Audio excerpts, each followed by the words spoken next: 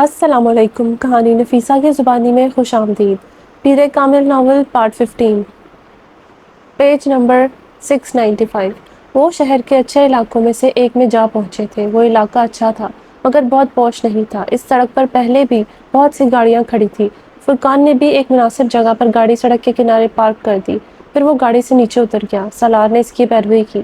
3-4 minute چلتے رہنے کے بعد ان بنگلوں میں سے ایک نسبتاً سادہ مگر پروقار اور چھوٹے بنگلے کے سامنے پہنچ گئے۔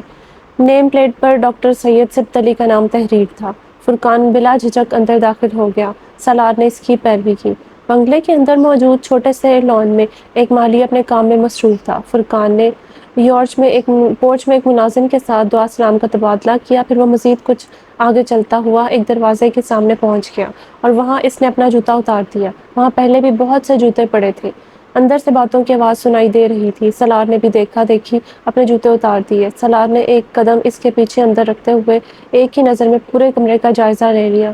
وہ ایک کشادہ کمرے میں تھا جس کے فرش پر کارپیٹ بچھا ہوا تھا اور بہت سے فلور کشنز بھی پڑے ہوئے تھے۔ کمرے میں فرنیچر کے نام پر صرف چند معمولی سی چیزیں تھیں اور دیواروں پر کچھ قرآنی آیات کیلیگرافی کی صورت میں لگی ہوئی تھیں۔ کمرے میں 20-25 کے قریب مرد تھے جو آپس میں گفتگو میں مصروف تھے۔ فرقان نے اندر داخل ہوتے ہی بلند آواز میں سلام کیا اور پھر چند لوگوں کے ساتھ کچھ خیر مقدمی کلمات کا تبادلہ کیا۔ پھر وہ ایک خالی کونے میں بیٹھ گیا۔ ڈاکٹر سید سبت علی کہاں ہے؟ سالار نے اس کے قریب بیٹھتے ہوئے مدھم آواز میں پوچھا۔ 8 بجتے ہی وہ اندر آ جائیں گے، ابھی تو صرف 7:25 ہوئے ہیں، فرقان نے اس سے کہا۔ سالار گردن ہلا کر کمرے میں بیٹھے ہوئے لوگوں کا جائزہ لینے لگا۔ وہاں ہر عمر کے افراد تھے، چند ٹین ایج لڑکے، اس کے ہم عمر افراد، فرقان کی عمر کے لوگ، ادھیڑ عمر اور کچھ عمر رسیدہ بھی۔ فرقان اپنی دائیں طرف بیٹھے کسی آدمی کے ساتھ مصروف گفتگو تھا۔ ٹھیک 8 بجے اس نے 65 سال کے ایک آدمی کو ایک اندرونی دروازہ کھول کر کمرے میں داخل ہوتے دیکھا۔ اس کی توقع کے برعکس وہاں بیٹھے ہوئے لوگوں میں سے کوئی بھی استقبال کے احتراماً کھڑا نہیں ہوا۔ آنے والے نے ہی سلام میں پہل کی تھی، جس کا جواب وہاں موجود لوگوں نے دیا۔ آنے والے کے احترام میں کھڑا نہ ہونے کے باوجود سالار اب اچانک وہاں بیٹھے ہوئے لوگوں کے نشست کے انداز میں احترام دیکھ رہا تھا۔ وہ سب یکدم بہت چوکنے اور محتاط انداز میں نظر آنے لگے۔ آنے والے یقیناً ڈاکٹر سید سبت علی تھے۔ وہ کمرے کے ایک دیوار کے سامنے اس مخصوص جگہ پر بیٹھ گئے جنہیں شاید انہی کے لیے چھوڑا گیا تھا۔ وہ سفید شلوار قمیض میں ملبوس تھے۔ ان کی رنگت سرخ و سفید تھی اور یقیناً جوانی میں بہت خوبصورت ہوں گے۔ ان کے چہرے پر موجود داڑھی بہت لمبی نہیں تھی مگر بہت گھنی اور نفاست میں تراشی گئی تھی۔ داڑھی مکمل طور پر سفید نہیں ہوئی تھی اور کچھ یہی حال ان کے سر کے بالوں کا بھی تھا۔ سفید اور سیاہ کے امتزاج نے ان کے چہرے اور سر پر موجود بالوں کو بہت پروقار کر دیا۔ وہ وہاں بیٹھ کر دائیں طرف موجود کسی آدمی کا حال دریافت کر رہے تھے۔ شاید وہ کسی بیماری سے اٹھ کر آیا تھا۔ سالار نے چند ہی لمحوں میں ان کے سراپے کا جائزہ لے لیا تھا۔ وہ اور فرقان باقی لوگوں کے عقب میں دیوار کے ساتھ ٹیک لگائے بیٹھے تھے۔ ڈاکٹر سید سبت علی نے اپنے لیکچر کا آغاز کیا۔ ان کا لب و لہجہ بے حد شائستہ تھا اور انداز دھیما تھا۔ کمرے میں مکمل سکوت تھا۔ وہاں بیٹھے ہوئے لوگوں میں سے کوئی بھی حرکت نہیں کر رہا تھا۔ سالار کو ان کے ابتدائی چند جملوں سے ہی اندازہ ہو گیا تھا وہ ایک غیر معمولی عالم کے سامنے تھا۔ ڈاکٹر سبت علی شکر کے بارے میں بات کر رہے تھے۔ انسان اپنی زندگی میں بہت سے نشیب و فراز سے گزرتا ہے، کبھی کمال کی بلندیوں کو جا چھوتا ہے، کبھی زوال کی گہرائیوں تک جا پہنچتا ہے۔ ساری زندگی وہ انہی دونوں انتہاؤں کے درمیان سفر کرتا رہتا ہے اور جس راستے پر وہ سفر کرتا ہے وہ شکر کا ہوتا ہے یا ناشکری کا۔ کچھ خوش قسمت ہوتے ہیں، وہ زوال کی طرف جائیں یا کمال کی طرف جائیں، وہ صرف شکر کے راستے پر ہی سفر کرتے ہیں۔ کچھ ایسے ہوتے ہیں جو صرف ناشکری کے راستے پر سفر کرتے ہیں، چاہے وہ زوال کا راستہ ہو یا کمال، اور کچھ ایسے ہوتے ہیں جو ان دونوں پر سفر کرتے ہیں، کمال کی طرف جاتے ہوئے شکر اور زوال کی طرف جاتے ہوئے ناشکری کے۔ انسان اللہ کی ان گنت مخلوقات میں سے ایک مخلوق ہے، اشرف المخلوقات ہے، مگر مخلوق ہی ہے۔ وہ اپنے خالق پر کوئی حق نہیں رکھتا، صرف فرض رکھتا ہے۔ وہ زمین پر کسی ایسے ٹریک ریکارڈر کے ساتھ نہیں اتارا گیا کہ وہ اللہ سے کسی بھی چیز کو اپنا حق سمجھ کر مطالبہ کر سکے، مگر اس کے باوجود اس پر اللہ نے اپنی رحمت کا آغاز جنت سے کیا۔ اس پر نعمتوں کی بارش کر دی گئی اور اس سب کے بدلے صرف ایک چیز کا مطالبہ کیا گیا، شکر کا۔ کیا محسوس کرتے ہیں آپ؟ اگر آپ زندگی میں کسی پر کوئی احسان کریں اور وہ شخص اس احسان کو یاد رکھنے اور آپ کا احسان مند ہونے کی بجائے آپ کو ان موقعوں کی یاد دلائے جب آپ نے اس پر احسان نہیں کیا تھا، یا آپ کو یہ جتائے کہ آپ کا احسان اس کے لیے کافی نہیں تھا، اگر آپ اس کے لیے یہ کر دیتے یا وہ کر دیتے تو وہ زیادہ خوش ہوتا۔ کیا کریں گے آپ ایسے شخص کے ساتھ؟ وہ دوبارہ احسان کرنا تو ایک طرف آپ تو شاید اس سے تعلق رکھنا تک پسند نہ کریں۔ ہم اللہ کے ساتھ یہی کرتے ہیں، اس کی نعمتوں اور رحمتوں پر اس کا شکر ادا کرنے کی بجائے ہم ان چیزوں کو نہ ملنے پر کڑتے رہتے ہیں جنہیں ہم حاصل کرنا چاہتے ہیں۔ اللہ پھر بھی رحیم ہے، وہ ہم پر اپنی نعمتیں نازل کرتا رہتا ہے، ان کی تعداد میں ہمارے اعمال کے مطابق کمی بیشی کرتا رہتا ہے، مگر ان کا سلسلہ کبھی بھی مکمل طور پر منقطع نہیں کرتا۔ سلاد پڑھ کے چپکائے بغیر ان کا چہرہ دیکھ رہا تھا۔ شکر ادا نہ کرنا بھی ایک بیماری ہوتی ہے، ایسے بیماری جو ہمارے دلوں کو روز بروز کشادگی سے تنگی کی طرف لے جاتی ہے، جو ہماری زبان پر شکوے کے علاوہ اور کچھ آنے ہی نہیں دیتی۔ اگر ہمیں اللہ کا شکر ادا کرنے کی عادت نہ ہو تو ہمیں انسانوں کا شکریہ ادا کرنے کی بھی عادت نہیں پڑتی۔ اگر ہمیں خالق کے احسانوں کو یاد رکھنے کی عادت نہ ہو تو ہم کسی مخلوق کے احسان کو بھی یاد رکھنے کی عادت نہیں سیکھ سکتے۔ سلاد نے اپنی آنکھیں بند کر لیں۔ ناشکری کیا ہوتی ہے کوئی اس سے زیادہ اچھی طرح نہیں جان سکتا۔ اس نے ایک بار پھر آنکھیں کھول کر ڈاکٹر سید سبتلی کو دیکھا۔ پورے 1 گھنٹے کے بعد انہوں نے اپنا لیکچر ختم کیا۔ کچھ لوگوں نے ان سے سوال کیا، پھر وہ لوگ باری باری اٹھ کر جانے لگے۔ باہر سڑک پر لوگ اپنی گاڑیوں پر بیٹھ رہے تھے، وہ بھی اپنی گاڑی میں آ کر بیٹھ گئے۔ رات اب گہری ہو رہی تھی، سرار کے کانوں میں ابھی بھی ڈاکٹر سبتلی کی باتیں گونج رہی تھی۔ فرقان گاڑی سٹارٹ کر کے واپسی کا سفر شروع کر چکا تھا۔ 7 دن پہلے وہ فرقان نامی کسی شخص سے واقف تک نہیں تھا اور 7 دن میں اس نے اس کے ساتھ تعلقات کی بہت سی سیڑھیاں طے کر لی تھی۔ اسے حیرت تھی، وہ لوگوں کا عادی نہیں تھا۔ کچھ تعلقات اور روابط پر کہیں طے کیے جاتے ہیں، کس وقت کون کسے کہاں کس لیے ملے گا اور زندگی میں کیا تبدیلی آئے گی، یہ سب۔ وہ صرف 1 دن کے لیے لاہور آیا تھا، مگر وہ پاکستان میں اپنے قیام کے باقی دن اسلام آباد کی بجائے لاہور میں ہی رہا، اور باقی کے دن وہ ہر روز فرقان کے ساتھ ڈاکٹر سبتلی کے پاس جاتا رہا۔ وہ 1 دن بھی ان سے براہ راست نہیں ملا، صرف ان کا لیکچر سنتا اور اٹھ کر آ جاتا۔ ڈاکٹر سبتلی کی زندگی کا بڑا حصہ مختلف یورپی ممالک کی یونیورسٹیز میں اسلامک اسٹڈیز اور اسلامک ہسٹری کی تعلیم دیتے گزارا تھا۔ پچھلے 10-12 سال سے وہ پاکستان میں یہاں کی ایک یونیورسٹی سے وابستہ تھے اور فرقان تقریباً اتنا ہی عرصے سے انہیں جانتا تھا۔ جس دن اسے لاہور سے اسلام آباد اور پھر وہاں سے واپس واشنگٹن جانا تھا، اس رات پہلی بار وہ لیکچر کے ختم ہونے کے بعد فرقان کے ساتھ وہاں ٹھہر گیا۔ باری باری تمام لوگ کمرے سے نکل رہے تھے، ڈاکٹر سبتلی کھڑے تھے اور کچھ لوگوں سے الوداعی مصافحہ کر رہے تھے۔ فرقان اس کے ساتھ ڈاکٹر سبتلی کی طرف بڑھ آیا۔ ڈاکٹر سبتلی کے چہرے پر فرقان کو دیکھ کر مسکراہٹ نمودار ہوئی۔ وہ کمرے میں موجود آخری آدمی کو رخصت کر رہے تھے۔ کیسے ہیں آپ فرقان صاحب؟ انہوں نے فرقان کو مخاطب کیا۔ بڑے دنوں کے بعد رکے آپ یہاں پر۔ فرقان نے کوئی وضاحت دی، پھر سالار کا تعارف کروایا۔ یہ سالار سکندر ہے میرے دوست۔ سالار نے اپنا نام سننے پر انہیں یکدم چونکتے دیکھا اور پھر وہ کچھ حیران ہوئے، مگر اگلے ہی لمحے ان کے چہرے پر ایک بار پھر پہلے والی مسکراہٹ تھی۔ فرقان اب اس کا تفصیلی تعارف کروا رہا تھا۔ آئیے بیٹھیے، ڈاکٹر سبتلی نے فرشی نشست کی طرف اشارہ کرتے ہوئے کہا۔ فرقان اور وہ ان کے کچھ فاصلے پر بیٹھ گئے۔ وہ فرقان کے ساتھ اس کے پروجیکٹ کے حوالے سے بات کر رہے تھے۔ سالار خاموشی سے باری باری ان دونوں کے چہرے کو دیکھتا رہا۔ گفتگو کے دوران ہی ان کا ملازم اندر آیا۔ انہوں نے اسے کھانا لانے کے لیے کہا۔ ملازم نے اس کمرے میں دسترخوان بچھا کر کھانا لگا دیا۔ فرقان یقیناً پہلے بھی وہاں کئی بار کھانا کھاتا رہا۔ وہ جب ہاتھ دھو کر کھانا کھانے کے لیے واپس کمرے میں پہنچا اور دسترخوان پر بیٹھا تو ڈاکٹر سید سبتلی نے اچانک اسے مخاطب کیا۔ آپ مسکراتے نہیں سالار؟ وہ ان کے سوال سے زیادہ سوال کی نوعیت پر گڑبڑا گیا۔ کچھ ہونک سادہ انہیں دیکھتا رہا۔ اس عمر میں اتنی سنجیدگی تو کوئی مناسب بات نہیں۔ سالار کچھ حیرانی سے مسکرایا۔ 15-20 منٹ کی ملاقات میں وہ کیسے جان گئے تھے کہ وہ مسکرانے کا عادی نہیں رہا؟ وہ فرقان کی طرف دیکھ کر کچھ جھمپا، پھر اس نے مسکرانے کی کوشش کی۔ یہ آسان کام ثابت نہیں ہوا۔ کیا میرا چہرہ میرے ہر احساس کو ظاہر کرنے لگا ہے کہ پہلے فرقان اور اب ڈاکٹر سبتلی مجھ سے میری سنجیدگی کی وجہ جاننا چاہتے ہیں؟ اس نے سوچا۔ ایسی کوئی بات نہیں، میں اتنا سنجیدہ نہیں ہوں، اس نے ڈاکٹر سید سبتلی سے جیسے خود کو بتایا۔ ممکن ہے ایسا ہی ہو، ڈاکٹر سبتلی نے مسکراتے ہوئے کہا۔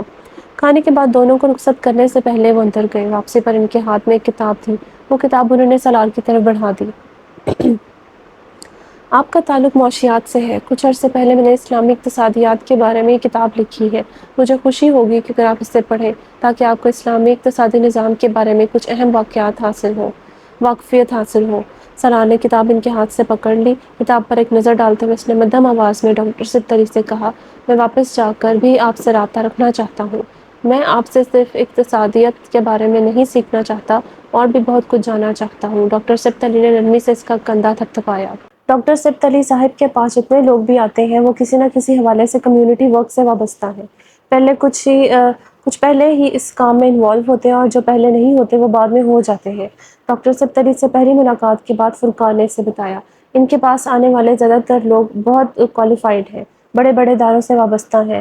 میں بھی اتفاقاً ان کے پاس جانا شروع ہوا۔ لندن میں ایک بار ان کا لیکچر سننے کا اتفاق ہوا، پھر پاکستان آنے پر ایک دوست کے توسط سے ان سے ملنے کا موقع ملا، اور اس کے بعد سے ان کے پاس جا رہا ہوں۔ مجھے محسوس ہوتا ہے کہ زندگی کے بارے میں میرے نظریات پہلے کی نسبت اب بہت صاف اور واضح ہیں۔ ذہنی طور پر بھی میں پہلے کی نسبت اب زیادہ مضبوط ہو گیا ہوں۔ تم اس پروجیکٹ کے بارے میں پوچھ رہے تھے۔ اس پروجیکٹ میں میری بہت زیادہ مدد ڈاکٹر سبتری کے پاس آنے والے لوگوں نے بھی کی۔ بہت ساری سہولیات انہی لوگوں نے فراہم کی، اور میں یہاں اس قسم کے پروجیکٹ پر کام کرنے والے واحد نہیں ہوں۔ ہم ایک دوسرے کی مدد بھی کرتے ہیں۔ اس مدد کی نوعیت مختلف ہوتی ہے، مگر مقصد ایک ہی ہوتا ہے، ہم اس ملک کو تبدیل کرنا چاہتے ہیں۔ سلار نے اس کے آخری جملے پر عجیب سی نظروں سے اسے دیکھا۔ یہ اتنا آسان تو نہیں ہے۔ ہاں، ہم جانتے ہیں یہ آسان کام نہیں ہے۔ ہم یہ بھی جانتے ہیں کہ یہ سب ہماری زندگیوں میں یہ نہیں ہوگا، مگر ہم وہ بنیاد ضرور فراہم کر دینا چاہتے ہیں جن پر اب ہمارے بچے اور ان کے بعد والی نسل تعمیر کرتی رہے، وہ اندھیرے میں ٹامک ٹوئیاں نہ مارتی رہے۔ کم از کم مرتے ہوئے ہم لوگوں کو یہ احساس تو نہیں ہوگا کہ ہم لوگوں نے تماشائیوں جیسی زندگی گزار دی۔ دوسرے بہت سے لوگوں کی طرح ہم بھی صرف تنقید کرتے رہے، خرابیوں پر انگلیاں اٹھاتے رہے، اسلام کو صرف مسجد کی حد تک محدود کر کے بیٹھے رہے۔ اپنے اور دوسروں کی زندگیوں میں ہم نے کوئی تبدیلی لانے کی کوشش نہیں کی۔ وہ حیرانی سے فرقان کا چہرہ دیکھتا رہا، اور امامہ ہاشم جلال انصر سعد کے بعد وہ ایک اور مسلمان کو دیکھ رہا تھا، ایک اور پریکٹیکل مسلمان کو۔ وہ مسلمانوں کی ایک اور قسم سے آگاہ ہو رہا تھا، وہ مسلمان جو دین اور دنیا کو ساتھ لے کر چلنا چاہتے تھے، وہ جو دونوں انتہاؤں کے بیچ کے راستے کو پہچانتے تھے اور ان پر چلنے کا طریقہ جانتے تھے۔ وہ بری طرح الجھا۔ تم نے میری آفر کے بارے میں کیا سوچا ہے؟ اس نے فرقان سے کہا۔ میں نے تمہیں بتایا ہے تم سے کیا چاہتا ہوں۔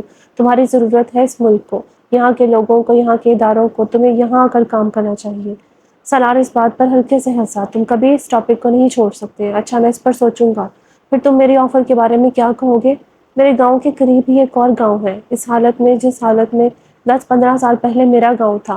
میں آج کل کوشش کر رہا تھا کہ کوئی وہاں پر اسکول بنا دے۔ پرائمری اسکول تو گورنمنٹ کا وہاں ہے، مگر آگے پیچھے نہیں، آگے کچھ نہیں۔ اگر تم وہاں اسکول شروع کرو تو یہ زیادہ بہتر ہوگا۔ میں اور میری فیملی تمہاری غیر موجودگی میں اسے دیکھیں گے۔ ہم اسے قائم کرنے میں بھی تمہاری مدد کریں گے، مگر پھر تمہیں خود ہی اسے چلانا ہوگا۔ صرف روپیہ فراہم کر دینا کافی نہیں ہوتا۔ فرقان نے کچھ دیر کی خاموشی کے بعد کہا، کل چل سکتے ہو میرے ساتھ وہاں؟ سالار نے کچھ سوچتے ہوئے کہا، تمہاری تو فلائٹ ہے کل صبح۔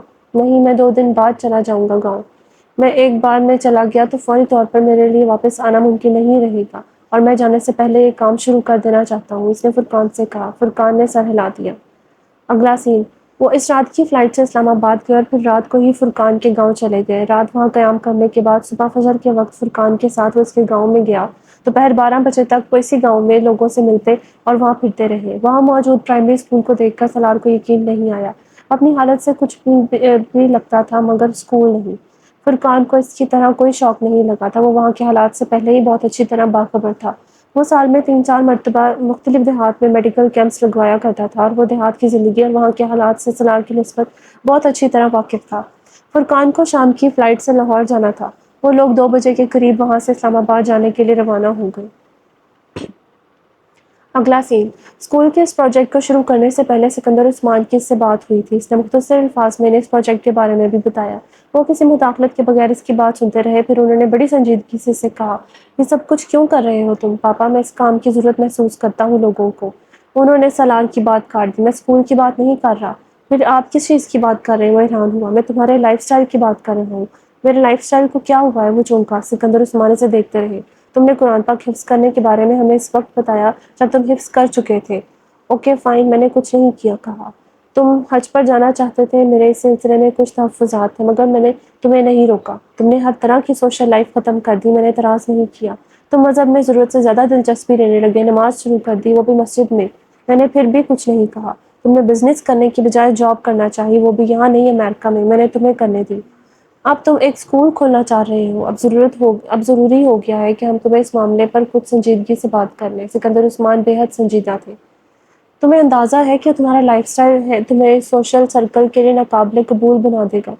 پہلے تم ایک انتہا پر تھے، اب تم دوسرے انتہا پر ہو۔ 25-26 سال کی عمر میں جن کاموں میں تم اپنے آپ کو انوالو کر رہے ہو وہ غیر ضروری ہے۔ تمہیں اپنا کیریئر پر دھیان دینا چاہیے اور اپنے لائف سٹائل میں تبدیلی لانی چاہیے۔ ہم جس کلاس سے تعلق رکھتے ہیں وہاں مذہب سے ایسی وابستگی بہت سے مسائل پیدا کر دیتی ہے۔ وہ سر جھکائے ان کی باتیں سنتا رہا۔ اور صرف تمہارے لیے نہیں، ہمارے لیے بھی بہت سے مسائل پیدا ہو جائیں گے۔ تم خود سوچو، لوگوں کو کیا امپریشن دینے کی کوشش کر رہے ہو۔ کل کو ہم یا تم خود جب اپنی کلاس کے لیے کسی اچھی فیملی کی لڑکی کے ساتھ شادی کرنا چاہو گے تو تمہاری یہ مذہبی وابستگی تمہارے لیے کتنے مسائل پیدا کر دے گی، تمہیں اندازہ ہے؟ کوئی بھی فیملی سکندر عثمان کا نام دیکھ کر یا تمہاری کوالیفیکیشنز دیکھ کر اپنی بیٹی کی شادی تم سے نہیں کر دے گی۔ اوپر سے تم نے اس عمر میں سوشل ورک شروع کرنے کی ٹھان لی ہے۔ جب تمہاری عمر کے لوگ اپنے کیریئر کے پیچھے بھاگ رہے ہوتے ہیں، تم یونیسیف میں بہت سے سوشل ورک کر رہے ہو، اتنا کافی ہے۔ ضروری نہیں ہے کہ تم یہ سب کچھ اپنی پرسنل لائف میں بھی شروع کر دو۔ جو پیسہ تم اسکول پر اور لوگوں کی زندگیاں بہتر کرنے کے لیے ضائع کرو گے، اسے تم اپنی آئندہ آنے والی نسلوں کے لیے محفوظ کرو۔ انہیں آسائشیں دینے کے لیے، ایک آرامدہ لائف سٹائل دینے کے لیے اپنے آپ پر خرچ کرو۔ 300 سال کی زندگی نہیں ہے تمہاری، پھر اتنی سی عمر میں بڑھاپے کو کیوں سوار کر لیا ہے تم نے اپنے اعصاب پر؟ ایک حادثہ ہوا، برا ہوا، تم نے سبق سیکھا، بہت اچھا کیا، بس اتنا کافی ہے۔ اس کا یہ مطلب نہیں ہے کہ تم اس عمر میں تسبیح پکڑ لو۔ وہ رکے۔ کیا میری بات آپ کو سمجھ آ رہی ہے؟ انہوں نے پوچھا۔ پاپا، میں نے تسبیح نہیں پکڑی ہے۔ سلار نے ان کے سوال کا جواب دینے کی بجائے کہا، آپ نے زندگی میں توازن رکھنے کی بات کی ہے تو میں توازن ہی رکھنے کی کوشش کر رہا ہوں۔ میں اپنے کیریئر میں کہاں پر کھڑا ہوں آپ اچھی طرح جانتے ہیں، میری کارکردگی آپ سے واقف ہے۔ میں واقف ہوں اور اسی لیے تم سے کہہ رہا ہوں کہ اگر تم اس طرح کی سرگرمی میں خود کو انوالو نہ کرو تو تم اب بہت آگے جا سکتے ہو۔ سکندر نے کہا، میں کہیں نہیں جا سکتا۔ اگر آپ یہ سمجھتے ہیں کہ میں سب کچھ چھوڑ دوں تو کیریئر کی کسی ماؤنٹ ایوریسٹ تک پہنچ جاؤں گا، تو ایسا نہیں ہے۔ اس نے توقف سے کہا، تم اپنے مستقبل کے بارے میں بھی سوچو۔ اپنی شادی کے بارے میں ایسی اپروچ رکھنے پر تم کو کہاں قبول کیا جائے گا؟ میں نے سوچا ہے پاپا، میں شادی کرنا ہی نہیں چاہتا۔ سکندر ہنسے۔ بچکانہ سوچ ہے، ہر ایک یہی کہتا ہے۔ تمہیں تو اپنا ایڈونچر یاد رکھنا چاہیے۔ ان کا اشارہ کس طرف تھا وہ جانتا تھا۔ بہت دیر کچھ نہیں کہہ سکا، یہ بھی نہیں کہ وہ اس ایڈونچر کی وجہ سے شادی نہیں کرنا چاہتا تھا۔ مجھے یاد ہے، بہت دیر بعد اس نے مدھم آواز میں کہا، میں اس کے سوشل سرکل میں بہت پہلے ہی مس فٹ ہو چکا ہوں اور میں یہاں جگہ بنانے کی کوشش نہیں کروں گا۔ مجھے اس سوشل سرکل میں کوئی نیا تعلق یا رشتہ بھی قائم نہیں کرنا۔ مجھے پرواہ نہیں کہ لوگ، میرے بہن بھائی میرا مذاق اڑائیں یا مجھ پر ہنسیں گے۔ میں سب کے لیے ذہنی طور پر تیار ہوں۔ جہاں تک سوال اس پروجیکٹ کا ہے، پاپا مجھے اس سے شروع کرنے دیں۔ اب میرے پاس بہت پیسہ ہے، اس پروجیکٹ کو شروع کرنے کے بعد بھی مجھے فٹ پاتھ پر رہنا نہیں پڑے گا۔ کچھ لوگوں کو جسم کی بیماری ہوتی ہے، کچھ کو روح کی۔ جسم کی بیماری کے لیے لوگ ڈاکٹر کے پاس جاتے ہیں، روح کی بیماری کے لیے لوگ وہی کرتے ہیں جو میں کر رہا ہوں، جو میں کرنا چاہتا ہوں۔ میں اس پیسے سے سب کچھ خرید سکتا ہوں، صرف سکون نہیں خرید سکتا۔ زندگی میں پہلی بار میں سکون حاصل کرنے کے لیے اس پیسے کو انویسٹ کر رہا ہوں۔ ہو سکتا ہے مجھے سکون مل جائے۔ سکندر عثمان کی سمجھ میں نہیں آیا وہ اس سے کیا کہے۔ اگلا سین۔ واپس واشنگٹن پہنچ کر وہ ایک بار پھر پہلے کی طرح مصروف ہو گیا۔ مگر اس بار فرق تھا کہ وہ مسلسل پاکستان میں فرقان اور ڈاکٹر سبت علی کے ساتھ رابطے میں تھا۔ فرقان اسے اسکول کے بارے میں ہونے والی تفصیلات سے آگاہ کرتا رہتا تھا۔ یونیسیف میں اس طرح کا کام اس کی جاب کا حصہ تھا۔ اسے اس کام کے لیے بہت اچھا معاوضہ دیا جاتا تھا، مگر پاکستان کے اس گاؤں کے لیے اس طرح کا کام کا آغاز اور بھی وسائل سے چند سال پہلے کے سالار سکندر کو جاننے والے کبھی بھی اس بات پر یقین نہیں کرتے، خود بھی یقین نہیں آتا کہ وہ اس طرح کا کام کرنے کو سوچ سکتا ہے۔ مگر یہ صرف اس پروجیکٹ کے لیے اپنے اکاؤنٹ سے پیسہ نکالتے ہوئے اسے اندازہ ہوا تھا کہ اس کے لیے یہ پروجیکٹ کم از کم مالی لحاظ سے مشکل نہیں تھا۔ پچھلے 3 سال میں اس کے اخراجات میں بہت کمی آ گئی تھی۔ وہ ساری وہ چیزیں اس کی زندگی سے نکل گئی تھیں جن پر وہ اندھا دھند پیسہ خرچ کرتا تھا۔ وہ اپنے بینک اکاؤنٹ میں رقم جان کر حیران ہو گیا تھا۔ وہ ایسا شخص نہیں تھا جس سے پیسہ جمع کرنے کی توقع کی جا سکتی۔ ایم فل کے لیے اس کے پاس اسکالرشپ تھی، اسے کم از کم اس کے لیے پاس پیسہ خرچ کرنا نہیں پڑنے تھے۔ اس دن اپنے اپارٹمنٹ میں چلتے پھرتے اس نے پہلی بار وہاں تمام موجود چیزوں کو غور سے دیکھا۔ اس کے اپارٹمنٹ میں کہیں بھی کوئی بھی مہنگی چیز نہیں تھی، بلکہ سامان بھی بہت محدود تھا۔ اس کا کچن بھی کھانے پینے کی چیزوں سے تقریباً خالی تھا۔ کافی، چائے، دودھ اور اس طرح کی چند ضروری چیزیں تھیں۔ اس کے اپنے اپارٹمنٹ میں بہت کم وقت گزرتا تھا، جو وقت گزرتا تھا وہ سونے میں گزرتا۔ یونیسیف میں اپنی جاب پر جاتے ہوئے اس کے پاس پہلے سے موجود کپڑوں اور دوسری اشیاء کا اتنا انبار موجود تھا اور وہ اس معاملے پر میں بھی لاپرواہی برتتا رہا۔ اسے اچھی طرح یاد تھا کہ اس نے آخری بار اس طرح کی کوئی چیز کب خریدی تھی۔ اپنے ساتھ کام کرنے والوں اور یونیورسٹی میں کچھ کلاس فیلوز کے علاوہ وہ نیو یارک میں کبھی کسی کو نہیں جانتا تھا، یا پھر دانستہ طور پر اس نے خود کو ایک محدود سرکل میں رکھا تھا، اور لوگوں کے ساتھ بھی اس کی دوستی بہت رسمی قسم کی تھی۔ واحد چیز جس پر وہ خرچ کرتا تھا وہ تھی کتابیں۔ اس لائف سٹائل کے ساتھ اگر اس کے اکاؤنٹ میں اتنی رقم جمع ہو گئی تھی تو یہ کوئی خلاف توقع بات نہیں تھی۔ آفس، یونیورسٹی، فلیٹ، اس کی زندگی کے معلومات میں چوتھی چیز کوئی نہیں تھی۔ اگلا سین۔ ایم فل کے دوران سالار نے یونیورسٹی چھوڑ کر یونیسکو جوائن کر لیا۔ ایم فل کرنے کے بعد سالار کی پوسٹنگ پیرس میں ہو گئی۔ اس سے پہلے وہ ایک فیلڈ آفس میں کام کر رہا تھا، مگر اب اسے یونیسکو کے ہیڈ کوارٹر میں کام کرنے کا موقع مل رہا تھا۔ وہ گزشتہ سالوں میں وقتاً فوقتاً چھوٹے موٹے پروجیکٹس کے سلسلے میں پیرس جاتا رہتا، مگر اس بار وہ پہلے لمبے عرصے کے لیے وہاں جا رہا تھا، ایک آشنا دنیا سے ناآشنا دنیا میں، اس دنیا میں جہاں وہ زبان تک سے واقف نہیں تھا۔ نیو یارک میں اس کے بہت سے دوست تھے، یہاں پر ایسا کوئی نہیں تھا جسے وہ بہت اچھی طرح جانتا ہو۔ اگلا سین۔ یونیسیف میں کیے جانے والے انتھک کام کی طرح وہ یہاں آ کر ایک بار پھر اس طرح کام کرنے لگا تھا، مگر اسلام آباد کے نواحی علاقے میں شروع کیا جانے والا اسکول یہاں بھی اس کے ذہن میں محو نہیں ہوا تھا۔ بعض دفعہ اس سے حیرت ہوتی کہ اپنی جاب میں تعلیم سے اتنا گہرا تعلق ہونے کے باوجود آخر اسے کبھی فرقان کی طرح وہ اسکول کھولنے کا خیال کیوں نہیں آیا۔ اگر اس کے اسکول کے بارے میں وہ کئی سال پہلے سوچ لیتا تو شاید آج یہ اسکول بہت مستحکم بنیادوں پر کھڑا ہوتا۔ مجھے پاکستان سے زیادہ محبت نہیں ہے، نہ ہی اس کے لیے میں کوئی گہری انسیت رکھتا ہوں، مگر اس نے شروع کی ملاقات میں ایک بار فرقان سے کہا تھا۔ کیوں؟ فرقان نے پوچھا تھا۔ کیوں کا جواب تو میں نہیں دے سکتا، بس پاکستان کے لیے کوئی خاص احساسات میرے دل میں نہیں ہے، اس نے کندھے اچکا کر کہا تھا۔ یہ جاننے کے باوجود کہ یہ تمہارا ملک ہے؟ ہاں، یہ جاننے کے باوجود۔ امریکہ کے لیے خاص احساسات ہیں؟ امریکہ سے محبت ہے؟ فرقان نے پوچھا۔ نہیں، اس کے لیے بھی میرے دل میں کچھ نہیں، اس نے اطمینان سے کہا۔ فرقان نے اس بار حیرانی سے اسے دیکھا۔ دراصل میں وطنیت پر یقین نہیں رکھتا، اس نے فرقان کو حیرت دیکھ کر وضاحت کی۔ یا پھر مجھے ان جگہوں کے لیے محبت پیدا کرنے میں دقت محسوس ہوتی ہے جہاں میں رہتا ہوں۔ میں کل کسی تیسرے ملک میں رہنے لگوں گا تو امریکہ کو بھی یاد نہیں کروں گا۔ تم بہت بڑے عجیب آدمی ہو سالار، فرقان نے بے اختیار کہا۔ کیا یہ ممکن ہے کہ آدمی اپنے ملک کے لیے یا اس جگہ سے کوئی خاص احساسات نہ رکھے جہاں وہ رہتا ہے؟ فرقان کو اس کی بات پر یقین نہیں آیا تھا، مگر اس کو چند غلط نہیں کہا تھا۔ پیرس آنے کے بعد اسے نیو یارک کی کوئی چیز یاد نہیں آئی تھی۔ نیو ہیون سے نیو یارک آتے ہوئے اسے وہاں ایڈجسٹمنٹ کا کوئی مسئلہ نہیں ہوا، وہ ہر پانی کی مچھلی تھا۔ اگلا سین۔ وہ ان دنوں یونائیٹڈ نیشنز کے زیر اہتمام ہونے والی کسی ریجنل کانفرنس کے سلسلے میں پاکستان آیا ہوا تھا۔ وہ پرل کانٹیننٹل میں ٹھہرا ہوا تھا، اسے وہاں ایک بزنس مینجمنٹ کے ادارے میں کچھ لیکچرز دینے تھے، اور فرقان کے ساتھ اپنے اسکول کے سلسلے میں کچھ امور کو بھی طے کرنا تھا۔ وہ لاہور میں اس کے قیام کا تیسرا دن تھا۔ اس نے اس رات کھانا کچھ جلدی کھا لیا، اس کے بعد وہ کسی ضروری کام سے ہوٹل سے باہر نکل آیا۔ شام کے 7:30 ہو رہے تھے۔ مال روڈ پر جاتے ہوئے اچانک اس کی گاڑی کا ٹائر پنکچر ہو گیا۔ ڈرائیور گاڑی سے اتر کر ٹائر کو دیکھنے لگا۔ چند منٹوں کے بعد اس نے سالار کی کھڑکی کے پاس آ کر کہا، سر گاڑی میں دوسرا ٹائر موجود نہیں ہے، میں آپ کے لیے کوئی ٹیکسی لاتا ہوں، آپ اس پر چلے جائیں۔ سالار نے ہاتھ کے اشارے سے اسے روک دیا۔ نہیں، میں خود ٹیکسی روک لیتا ہوں، وہ کہتا ہوا اتر گیا۔ کچھ دور ایک پارکنگ میں کچھ ٹیکسیاں نظر آ رہی تھیں۔ سالار کا رخ اسی طرف تھا جب ایک کار نے یکدم اس کے پاس آ کر بریک لگائی۔ گاڑی سامنے سے آئی تھی اور اس کے رکنے پر سالار نے فٹ پاتھ پر چلتے ہوئے اس میں بیٹھے شخص کو ایک نظر میں پہچان لیا تھا۔ وہ عاقف تھا۔ وہ اب گاڑی کے ڈرائیونگ سیٹ پر اتر رہا تھا۔ لاہور میں کچھ سال پہلے اس کی سرگرمیوں کا وہ ایک مرکزی کردار تھا۔ عاقف اور اکمل، وہ ان دونوں کے ساتھ اپنا زیادہ وقت گزارا کرتا تھا، اور اس سے سالار کی دوبارہ ملاقات کئی سالوں کے بعد ہو رہی تھی۔ وہ ان سب کو چھوڑ چکا تھا، پاکستان یا لاہور آنے پر بھی ان کے ساتھ کبھی رابطہ رکھنے کی کوشش نہیں کی تھی۔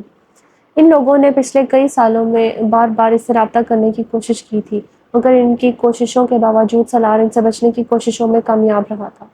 اور اب اتنے سالوں کے بعد وہ یکدم اس طرح اچانک اس کے سامنے آ گیا تھا۔ سالار کے اعصاب یکدم تن گئے تھے۔ عاقف بڑے جوش و خروش کے عالم میں اس کی طرف بڑھا۔ سالار، مجھے یقین نہیں آ رہا یہ تم ہو، کہاں غائب ہو گئے تھے اتنے سالوں سے؟ تم تو گدھے کے سر سے سینگ کی طرح غائب ہو گئے تھے، کہاں تھے یار؟ اور وہ اب یہاں کیا کر رہے ہو؟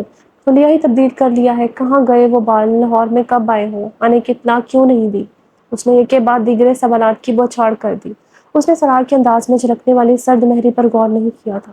سالار کے جواب دینے سے پہلے ہی عاقف نے دوبارہ پوچھا، یہاں مال پر کیا کر رہے ہو؟ گاڑی خراب ہو گئی تھی، میں ٹیکسی کی طرف جا رہا تھا، سلار نے کہا۔ کہاں جا رہے ہو؟ میں ڈراپ کر دیتا ہوں، عاقف نے بے تکلفی سے کہا۔ نہیں، میں چلا جاتا ہوں، ٹیکسی پاس ہی ہے، سلار نے تیزی سے کہا۔ عاقف نے اس کی بات سنی انسنی کر دی۔ چلو اندر بیٹھو، اس نے بازو پکڑ کر کھینچ لیا۔ سلار سٹپٹایا لیکن اس کی گاڑی کی طرف بڑھ گیا۔ اس کا موڈ بہت خراب ہونے لگا تھا۔ تم تو اسٹیٹس پڑھنے چلے گئے تھے اور پھر مجھے پتا چلا کہ تم نے وہاں جاب کر لی ہے۔ پھر اچانک پاکستان کیسے؟ عاقف نے گاڑی سٹارٹ کرتے ہوئے پوچھا۔ کیا چھٹیاں گزارنے آئے ہو؟ ہاں، سلار نے مختصراً کہا، اور وہ اسی طرح سے جان چھڑا سکتا تھا۔ کیا کر رہے ہو آج کل؟ عاقف نے گاڑی چلاتے ہوئے پوچھا۔ یونائیٹڈ نیشنز کی ایک ایجنسی میں کام کر رہا ہوں۔ یا لاہور میں کہاں ٹھہرے ہو؟ پی سی میں۔ ارے پی سی میں کیوں ٹھہرے ہو؟ میرے پاس آتے یا کوئی فون کرتے۔ کب آئے ہو یہاں؟ عاقف نے کہا۔ کل۔ بس تو پھر تم میرے ساتھ میرے گھر رہو گے، ضرورت نہیں ہے ہوٹل میں رہنے کی۔ نہیں، میں کل صبح اسلام آباد واپس جا رہا ہوں، سلار نے روانی سے جھوٹ بولا۔ عاقف سے ہر قیمت پر جان چھڑا لینا چاہتا تھا۔ اسے اس سے الجھن ہو رہی تھی یا پھر شاید اس کے ساتھ گزارے جانے والے ماضی تھا جسے تکلیف میں مبتلا کر رہا تھا۔ اگر کل اسلام آباد واپس جا رہے ہو تو آج میرے ساتھ رہو، کھانا کھاؤ میرے ساتھ گھر چل کر۔ عاقف نے آفر کی۔ کھانا میں 10 منٹ پہلے ہی کھا کر نکلا ہوں۔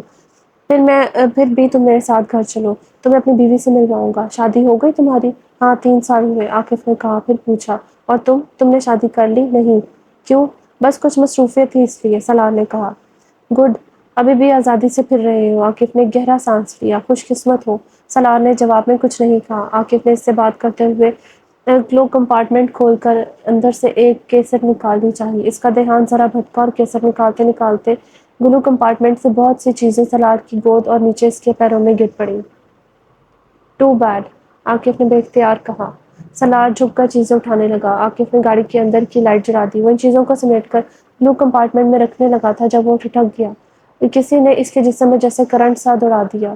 گلو کمپارٹمنٹ کے ایک کونے میں ایئر رنگز پڑے تھے۔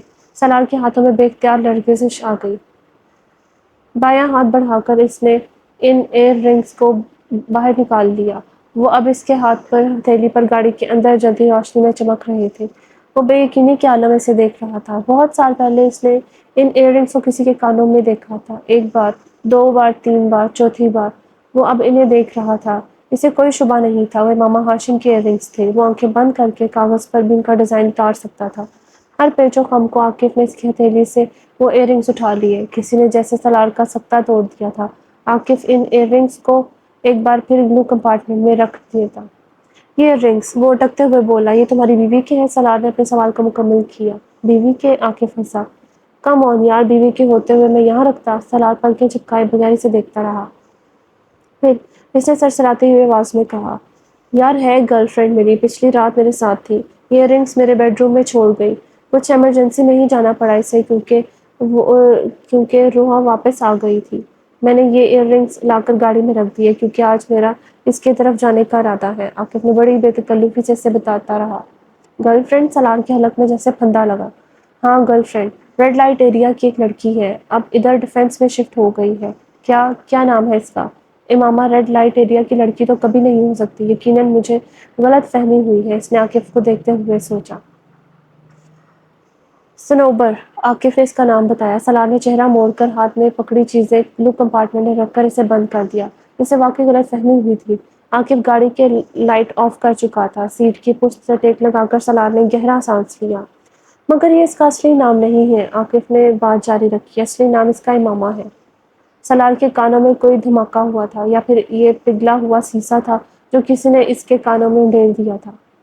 عاقف اب اسٹیئرنگ پر تھوڑا آگے جھکے ہونٹوں میں دبایا سگریٹ لائٹر سے جلا رہا تھا۔ تم نے کیا کہا؟ سلار کی آواز میں لرزش تھی۔ کیا کہا؟ عاقف نے سگریٹ کا کش لیتے ہوئے اسے دیکھا۔ نام بتا رہے تھے تم اس کا؟ ہاں، امامہ۔ تم جانتے ہو اسے؟ عاقف نے عجیب سی مسکراہٹ کے ساتھ سلار کو دیکھا۔ کھڑکی کا شیشہ اب اس نے کھول دیا۔ سلار یکٹک اسے دیکھتا رہا، جیسے وہ عاقف کو پہلی بار دیکھ رہا تھا۔ ایئر رنگز اب اس کی مٹھی کی گرفت میں تھے۔ میں کیا پوچھ رہا ہوں، تم اسے جانتے ہو؟ عاقف نے ہونٹوں سے سگریٹ انگلیوں میں منتقل کرتے ہوئے کہا۔ میں سلار نے کچھ بولنے کی کوشش کی، اپنی آواز اسے کسی کھائی سے آتے ہوئے محسوس ہوئی۔ ریڈ لائٹ ایریا وہ آخری جگہ تھی جہاں اس نے کبھی امامہ کے ہونے کا تصور کیا تھا۔ گاڑی کے اندر چلنے والی روشنی میں عاقف نے بہت غور سے دیکھا۔ اس کے زرد پڑتے ہوئے چہرے کو، اس کے ہاتھ میں بند مٹھی کو، اس کے کپواتے ہوئے ہونٹوں کو اور اس کے بے ربط بے معنی لفظوں کو۔ عاقف مسکرا دیا۔ اس نے اس کے کندھے پر تسلی آمیز انداز میں تھپکی دی۔ ڈونٹ وری یار، کیوں گھبرا رہے ہو؟ وہ صرف گرل فرینڈ ہے میری۔ اگر تمہارا اور اس کے درمیان ابھی بھی کچھ بات ہے تو ہم پہلے بہت کچھ شیئر کیا کرتے تھے، یاد ہے تمہیں؟ عاقف نے کہکا لگایا، پھر اس نے بارود میں تیلی پھینکی۔ یہ تو پھر لڑکی ہے۔ مال روڈ پر کتنا رش تھا۔ عاقف کتنی رفتار سے گاڑی چلا رہا تھا۔ ان دونوں سوالوں کے ساتھ ساتھ سالار نے یہ بھی نہیں سوچا کہ اسٹیئرنگ پر موجود شخص پر جھپٹنے کی صورت میں خود اس کے ساتھ کیا ہو سکتا ہے۔ اس نے پلک جھپکتے ہی عاقف کو گلے سے پکڑ لیا۔ عاقف کا پاؤں بے اختیار بریک پر آیا۔ گاڑی ایک جھٹکے سے رکی۔ وہ دونوں پوری قوت سے ڈیش بورڈ سے ٹکرائے۔ سالار نے اس کے کالر کو نہیں چھوڑا۔ عاقف حواس باختگی کی حالت میں چلایا، کیا کر رہے ہو تم؟ اس نے سالار کے ہاتھوں سے اپنا گلا چھڑانے کی کوشش کی اور اسے دور ہٹانے کی کوشش کی۔ پاگل ہو گئے ہو؟ How dare you talk to me like that? Salar جواباً گھرایا۔ اس کے ہاتھ سے ایک بار پھر عاقف کی گردن پر تھے۔ عاقف کا سانس رکنے لگا۔ اس نے کچھ غصے اور کچھ حواس باختگی کے عالم میں سالار کے منہ پر مکہ مارا۔ سالار بے اختیار جھٹکا کھا کر پیچھے ہٹا۔ اس کے دونوں ہاتھ اب اپنے منہ پر تھے۔ عاقف کی گاڑی کے پیچھے موجود گاڑیاں ہارن پر ہارن بجا رہی تھیں۔ وہ سڑک کے وسط میں کھڑے تھے اور یہ ان دونوں کی خوش قسمتی تھی کہ اس طرح اچانک گاڑی رکنے پر پیچھے آنے والی گاڑیاں ان سے نہیں ٹکرائیں۔ سالار دونوں ہاتھوں پر اپنا جبڑا پکڑے ہوئے اپنی سیٹ پر دوہرا ہوا تھا۔ عاقف نے اپنے ہوش حواس کو قابو میں رکھتے ہوئے گاڑی کو کچھ آگے ایک سنسان ذیلی سڑک پر موڑتے ہوئے ایک طرف روک لیا۔ سالار تب تک سیدھا ہو چکا تھا، اپنے ہاتھ کی ہتھیلی سے ہونٹوں اور جبڑے کو دبانے ونڈ اسکرین پر باہر دیکھ رہا تھا۔ چند پہلے کا اشتعال اب غائب ہو چکا تھا۔ عاقف نے گاڑی روکی، سیٹ پر بیٹھے بیٹھے اس کی طرف مڑا اور کہا، کیا مسئلہ ہے تمہارے ساتھ؟ میرے گلے کیوں پڑ رہے تھے؟ میں نے کیا کہا ہے؟ بلند آواز میں بات کرتے کرتے اس نے ڈیش بورڈ سے ٹشو باکس اٹھا کر سالار کی طرف بڑھایا۔ اس نے سالار کی شرٹ پر خون کے چند قطرے دیکھ لیے تھے۔ سالار نے ایک کے بعد دیگرے 2 ٹشو نکال کر ہونٹ کو کونے صاف کرنے لگا جہاں سے خون رس رہا تھا۔ گاڑی کا ایکسیڈنٹ ہو جاتا ابھی، عاقف نے کہا۔ سالار کو ہاتھ صاف کرتے ہوئے دوبارہ ایئر رنگز کا خیال آیا۔ اس نے یکدم جھک کر پائیدان میں ایئر رنگز ڈھونڈنا شروع کر دیا۔ فٹ پاتھ پر گاڑی چڑھ جاتی دیا۔ عاقف بات ادھوری چھوڑ کر اسے دیکھنے لگا۔ کیا ڈھونڈ رہے ہو؟ وہ ایئر رنگز؟ سالار نے مختصر جواب کہا۔ عاقف بے اختیار جھلایا۔ کیا پرابلم ہے سالار؟ میری گرل فرینڈ ہے، اس کے ایئر رنگز ہیں۔ میرا پرابلم ہے، یہ میرے ایئر رنگز ہیں۔ اس کا پرابلم ہے، تمہارا نہیں۔ سالار یکدم رک گیا۔ وہ اپنی نامعقول حرکت کا احساس ہوا۔ وہ سیدھا ہو کر بیٹھ گیا۔ ٹشو کو کھڑکی سے باہر پھینکتے ہوئے اسے دم گھٹتا ہوا محسوس ہو رہا تھا۔ عاقف ماتھے پر بل لیے اس کو دیکھ رہا تھا۔ تمہارا اور صنوبر کا کوئی؟ عاقف بات کرتے کرتے محتاط انداز میں رک گیا۔ وہ اندازہ نہیں کر پا رہا تھا کہ پچھلی بار اس کے جملے میں ایسا کون سا لفظ تھا جس نے اسے مشترک کیا تھا۔ وہ دوبارہ غلطی دہرانا نہیں چاہتا تھا۔ آئی ایم سوری، سالار نے اس کے رکنے پر کہا۔ اوکے فائن، عاقف کچھ مطمئن ہوا۔ تم اور صنوبر؟ وہ پھر رک گیا۔ تم نے کہا نا اس کا نام امامہ ہے۔ سالار نے گردن موڑ کر اس کا چہرہ دیکھا۔ عاقف کو بے اختیار اس کی آنکھوں سے خوف آیا۔ وہ کسی نارمل انسان کی آنکھیں نہیں تھیں۔ وحشت، بے چارگی، خوف، وہ ہر تاثر لیے ہوئے تھی۔